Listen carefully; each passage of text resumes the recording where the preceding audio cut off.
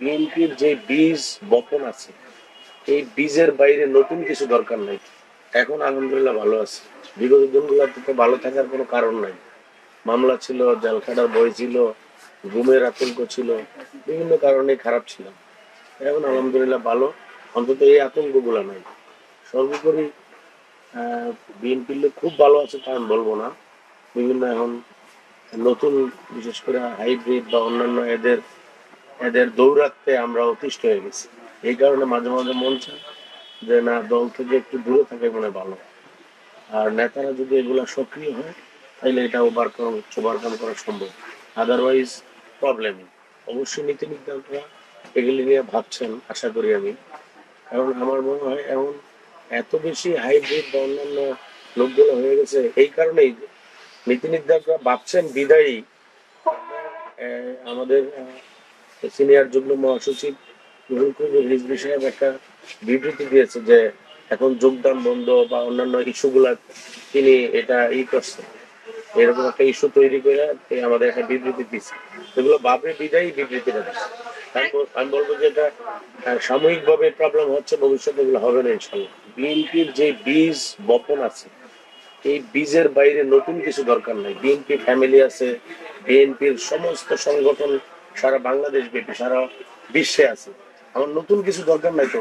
ওই বীজ থেকে যা জন্ম নিবে ওইটাই আমাদের জন্য সহি। দ্বিতীয় কথা হলো যে নতুন কেন আমাকে নিতে হবে? আমরা যারা পরীক্ষিত, যারা আমাদের কর্মী, আমাদের তো সব ভোটার আছে, প্রচুর ভোটার আছে, সমর্থক আছে। সমর্থক হিসেবে আমাদের নতুন করে কর্মী দরকার নাই।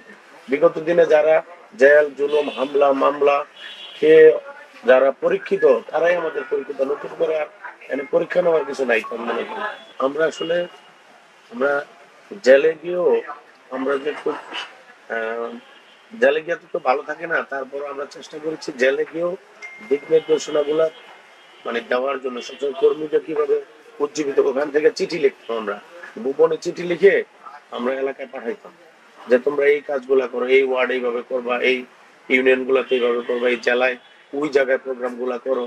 এগুলো আমরা চিঠি লিখতাম, জেল থেকে চিঠি লিখতাম। এবং প্রত্যেকটা কর্মী, যারা অসহায় কর্মী, তাদের পাশে থাকার চেষ্টা করতাম।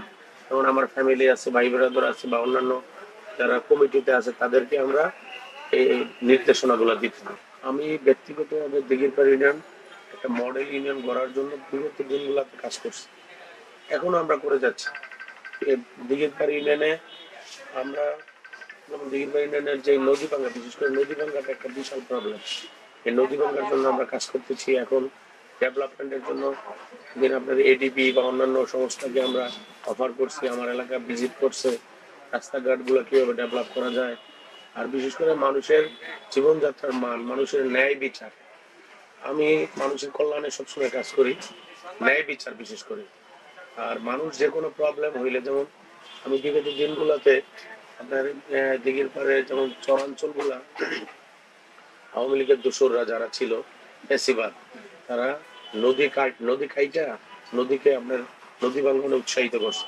এই নদীর ড্রেজার দিয়ে যারা মাটি কাটে তাদের বিরুদ্ধে সোচ্চার আমি। ডিসি সাহেব, এসপি সাহেব, ওসি সাহেব, ইউনো সাহেবকে ইনক্লুড করে এবং আর্মিদেরকে নিয়ে আমি বিভিন্ন অভিযান করে এই ড্রেজারের মালিকদের ধরাই দিছি।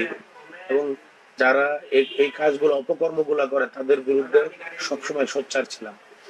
এবং এই দিঘির পার্কে বাঁচানোর জন্য, নদী ভাঙ্গা থেকে বাঁচানোর জন্য সর্বাত্মকভাবে কাজ করে যাচ্ছি। আর বিশেষ করে আমাদের কর্মী যারা আছে, আমি কোনো দলীয় ভাবে কোনো চিন্তা সাধারণত কম করি। এটা আওয়ামী লীগের লোক বা অন্যান্য দলের লোক, তারা যদি অপকর্ম না করে তাদের বিরুদ্ধে আমার কোনো কমপ্লেন নাই। যারা অপকর্ম করে তাদেরকে আমরা শায়েস্তা করার জন্য যা যা দরকার, এখানে আর্থিক মানসিক সমস্ত কিছু আমি ব্যয় করার চেষ্টা করি। আপনাদের ছেলে মেয়েদেরকে সুশিক্ষায় শিক্ষিত করেন, দিঘির পাড় উন্নয়নে আমাকে আপনারা সহযোগিতা করেন। যে কোনো প্রবলেম আছে এগুলা আইডেন্টিফাই করে আমাকে বলেন। আমার সাধ্যমতো আপনাদের সকলকে নিয়ে দিঘির পাড়ের উন্নয়নের জন্য, ন্যায় বিচারের জন্য আমি কাজ করে যাব। আপনারা ভালো থাকবেন। আপনাদের ভালো থাকার জন্য মহান আল্লাহ এবং আমি আপনাদের পাশে আছি, এই আশা করি ইনশাল্লাহ।